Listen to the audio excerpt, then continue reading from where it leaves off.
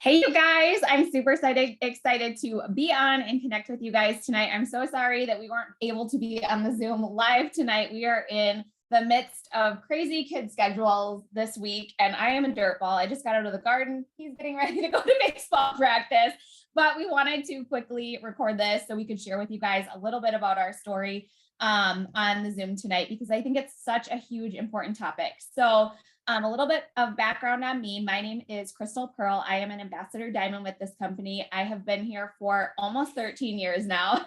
Don't mind our son being a creeper in the background. But I have been here for almost 13 years now. And this company has completely changed my life. When I first started this, I was a new mom to 6-month-old twins. We were drowning in debt. We did not have any extra income at all. And I wanted to be able to use the products. I got really excited about the products. I wanted to try them out, but we just didn't have any extra income coming in at all. And so I actually decided to sign up to be a distributor. I really did not even know what that meant at all. I just went on my enroller's website because I was going to become a customer. And I saw the opportunity that you could become a rep. And I was intrigued by that because I was like, okay, if I could make a little extra money while I'm using the products, that would be really helpful. My wheels started spinning. I'm like, I'm going to make my mom buy some product. I'm going to make my sister-in-law buy some product. I'm going to make some of my friends buy some product. And that's going to help me pay for these products because I have no money. And so I very irresponsibly put my kit on a credit card. It was $2.99 at that point. And I definitely did not tell him that I was getting started with this opportunity because he would have told me I was absolutely nuts. But I got started and I honestly did not plan to do very much with this opportunity at all. I honestly just thought I was going to get my products paid for. But I plugged into an online event. It was a conference at the time and they were live streaming. And I saw this girl up on stage, and I share this because some of you might be in the same boat right now. But I saw this girl up on stage and she was so painfully shy. She was telling her story and she was shaking like a leaf. She was so uncomfortable up there and she was making 6 figures with this opportunity. And for me, that was the light bulb moment because I was that girl. I was that extremely shy girl with zero confidence. And that's the reason why I thought I could never be successful with an opportunity like this. But I saw myself in her, and that helped me to catch the vision that I could really do something with this business. And so I got really excited. I put my head down. I started to get to work. At this point, again, he still does not know that I'm a distributor with this company. And I think I probably one day just put a post out on social media, and you were probably like, what is it that you're doing? So and at this point, like I'm all in. I am so excited. I have the vision of what this company is going to do for us. And he thinks it's illegal. He thinks it's a pyramid scheme. He said, you better not tell any of your friends about that crap. And so when we're talking about the topic tonight of having an unsupportive spouse, I had that. And so we wanted to just share a little bit about our journey. So maybe you want to touch just a little bit on that, where your head was at when I first got started with this. So I think, like she said, she didn't tell me anything about getting started. And when I eventually found out, I thought she was nuts. And then I start to hear about all this money she can make. And she's telling me that she's, learned through these other people that they're making thousands of dollars doing this. And I was like, they lied to you. They're just as nuts as you are. And I seen her go to work. And it was a tough point in our relationship. I was totally against this. Everything in me, I was like, you better not tell any of our friends about this or any of our family about this. Like, leave them alone. And it just was, like I said, it was a major burden in our relationship right off the bat. And it was me being a major butthead. And I guess eventually, like, the breaking point for Krystal and I, when I kind of got off her tail a little bit, was she had confronted me and she said, Josh, you have all these hobbies. You hunt, you fish, you have all these friends, and you're, out all the time. I let you do what you want. And she's like, this is my hobby. This is what I want to do. And it just was like the biggest thump to my heart, just a kick to the stomach. I was like, oh my God, my wife's hobby is literally to try to do something, better for our family. So I would say that day, well, I guess first off, right then and there, I hopped in my truck and went for a ride. I needed to get the heck out of the house because I didn't know what to say. She stopped me, And so we came back and obviously talked. And that night, I think what we did was put together kind of a plan. And she had given me a calendar and said, pick a day that you want to hunt. And then I'm going to pick a day when I'm going to work. And so, and through all this, it was just like these people that she was kind of learning from. and it was treating it like, like a business instead of a hobby. And so we just kind of had adult conversation and mature conversation, and we really worked it out from there. But it was a struggle at first. There's no doubt it was a struggle at first. She was talking to me about all this money she's going to make, and I was telling her she was nuts, right? And then eventually she started putting checks in front of my face that were real. Okay, so let's pause right there, because there's some key points that we need to talk about in this first part of the story, and then we'll go to when the money started coming in. So at this point in the story, I'm not making much income. I'm a person, like, I make $1 and I'm like, oh my gosh, I made money with this opportunity. And he kept saying, you didn't make any money with this opportunity. Look at all the stuff that you bought. You are in debt. You have not made any money. I rode her tail the whole way. And so this is where we're kind of at in this part of the story. I have still not seen a ton of success with the opportunity, but I have the vision. I'm excited about it. I'm excited about the things I'm learning, my upline, everybody's pouring into me, telling me that I can do this. I'm building my belief. And so it was a really big struggle, because I had the vision and he did not at all. He saw it as something that was taking me away from my focus in the salon, which I was a hairstylist at the time. And that's how we made money. He's a pipe fitter and I'm a hairstylist. And so that point in the story also, like, just prior to all this, I'd gotten laid off from work. Krystal was put on bed rest, so she wasn't able to work. And so our twins are like finally 6 months old. She's finally able to get back to work. And I was like, dude, this is a distraction. I was like, put it away, let this stuff rest. You need to get to work. Like, it's time to, get your butt moving in the salon again and get your clientele up. And it's time to make some money. It's time to, we need to, I would focus on that right now, not this. I would focus on that. And so I was just, again, riding her tail about that as well. So that's where we came to this blow up conversation, is that I just had to get him off my butt, because I knew that it was holding me back. And so that was something that we sat down and we had an adult conversation about. I didn't need him to have the vision of where I was going with this opportunity. I definitely shared that. He didn't catch that. But it just got to the point where I am at that point in time in my life, I didn't have a lot of friends. I had twin babies at home. That was my extra time. So I didn't have a huge community of friends. I didn't have anything that I was really doing outside of working and being a mom and being a wife. And so that's what I said to him. Like, if you don't believe in it, that's fine. But I enjoy doing this. I enjoy being around these women. I enjoy talking to people about these products. Like, you don't have to believe in it. This is going to be my hobby. And so for him, that was a point that it kind of just got him to chill out and relax about it. And I think you definitely said, like, you can't go into debt with this. And so that was, a big thing. Like, I have to be paying for my products. I have to at least be bringing in enough that I'm covering what I'm putting into there.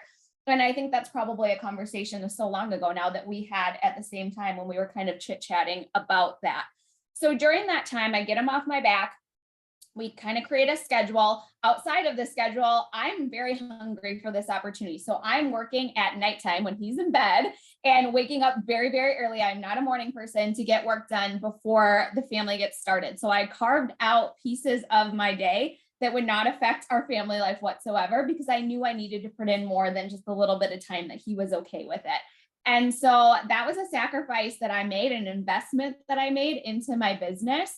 And my goal was, somebody said to me, like, you can't prove it to him. You can't convince him. You just need to show him. You need to start bringing the money in and start putting the paychecks in front of his face. So it got to the point where, I'm making $1,000 with this opportunity, $2,000, $3,000. Eventually I'm bringing home like an $8,000 check, an insert income disclosure statement, making really, really good income. And at this point, he's still not completely on board. He's definitely shut up about it.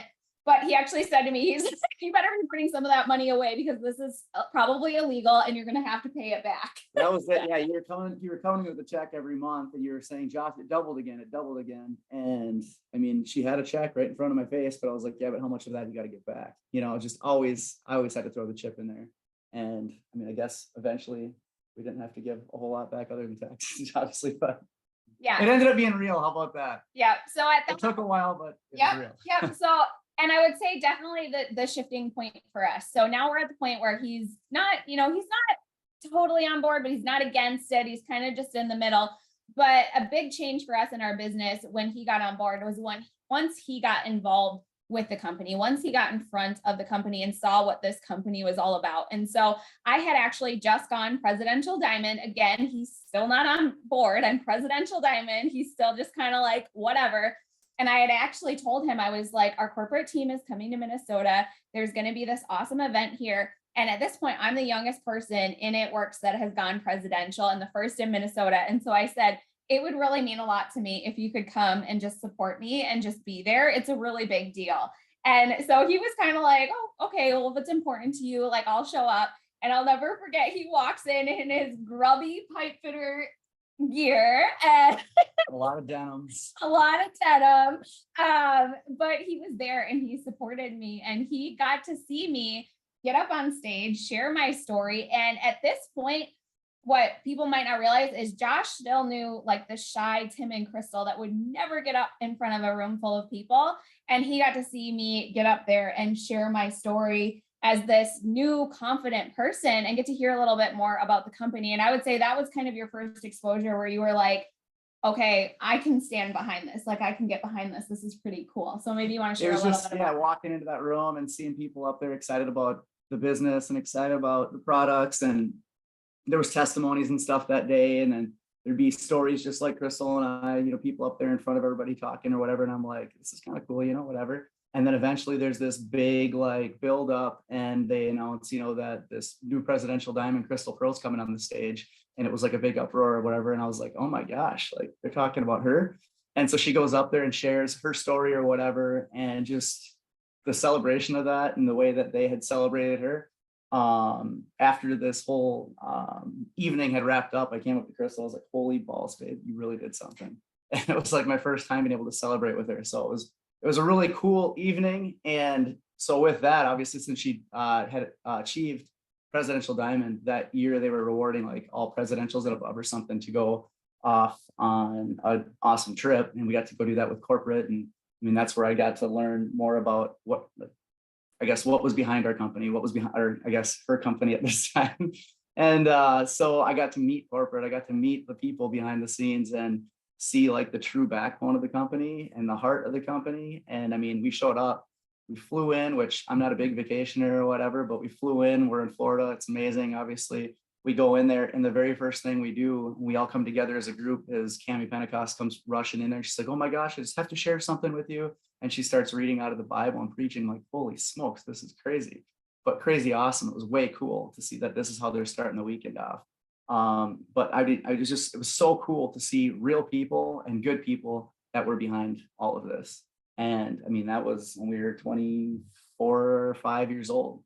And Yeah. and now we're 37, so how many years that is. But so that's what keeps us around, and that's what keeps us that's what keeps our belief so high in this company and these people that are running it. So it's been an amazing ride. Yeah, absolutely. So definitely, I mean, we could talk all day about the way we work the business now. Josh is very much on board now. He definitely plays a huge supporting role in our business for sure. He's a major part of it, but it wasn't always that way. And it took a while for him to get to that place. And I know that you're probably going to hear a lot of tips from some of the other people about how they work this. And I don't really think that's what the Zoom is all about. I think it was more about how to overcome those obstacles. So the things that I would say is, first of all, you know, we always say, oh, people's opinions don't pay your bills. So don't let them hold you back. That's a little harder when it's your spouse, because they're somebody that is typically in the bed next to you every single day, in your ear constantly. So you need to make sure when you have, you need to make sure as you have that negative coming into your ear, you're equally being filled up by your team, by your upline, by your support system. Make sure you have a really, really solid support system in this business. And don't be afraid to share about some of the hurdles that your spouse isn't super supportive, and ask other people how they've gotten past that, how they've gotten through that. Don't put yourself on an island, because I promise you, you are not the only person that has ever gone through this. You're not the only person that will ever go through this. And they come around. I promise you they do. So keep that in mind. The next thing, come to a place of understanding. Like I said, we had to sit down and have an adult conversation, and he had to see that this was something that I really, truly was passionate about. I really, truly was excited about. And again, I didn't share my big vision because he didn't see it. I just said, I love this community of women. I love these products. I love being able to chit chat with people. So I brought it down to a level that he could get on board with. Mhm. And then the last thing that I would say as far as all of this goes is once they get to a place where they're a little bit more comfortable, giving them small exposures to this company. So whether that's your team is having like a team barbecue, or they're able to come to a green carpet event or a conference event, and it can be as simple as saying like, you don't even have to come to like the actual event, but like just come and hang out, especially if other like uplines are bringing their spouses as well, that they can get to know and see like there's other guys that are a part of this business, whether they're like hardcore in the business or they're just kind of that supporting role. I think that's really helpful to help your spouse to create some friendships within the company. If they're not there yet and they're a total negative Nelly about the business, like don't bring them to green carpet, don't bring them to conference if it's going to ruin your vibe, like go by yourself. But once you get to that point where they're somewhat on board, they're somewhat like the money's coming in, they're like, okay, this is cool. Start having those small exposures and slowly their belief will build with the company as well. Anything else? I think the biggest thing that you said in the whole like beginning of the conversation was that like you can't force them to believe something or whatever, you have to show them. And for me, that's exactly it. If Krystal tried to push an idea on me, or I guess throw out what's going on back there, Corey? We're getting all this on camera, man. Are these before the game warm-ups? Oh, he's scooting out of the front.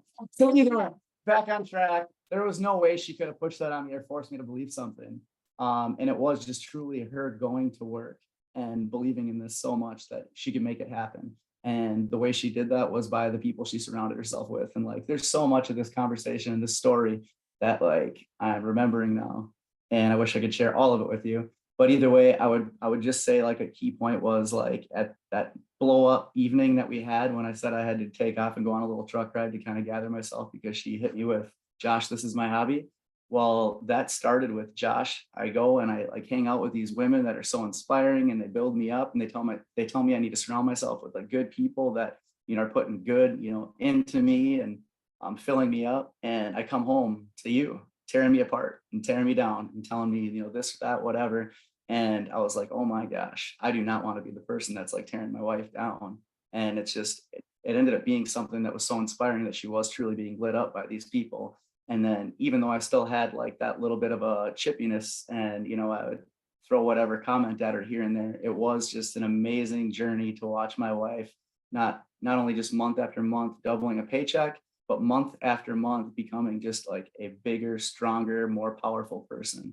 And it was just like her confidence, the way she talked to me, and just like that personal growth that she went through was just an incredible thing to see. It was awesome. It was just it was life-changing. Awesome. Well, I hope you guys got some good tips. Josh has to get off to baseball. Our son is doing squats and push-ups in the background. I'm so glad that we were able to at least make this video to give you guys some tips. And any questions at all, feel free to reach out and ask. We're an open book. And I hope you guys have a good rest of the Zoom. Bye. Have a good one.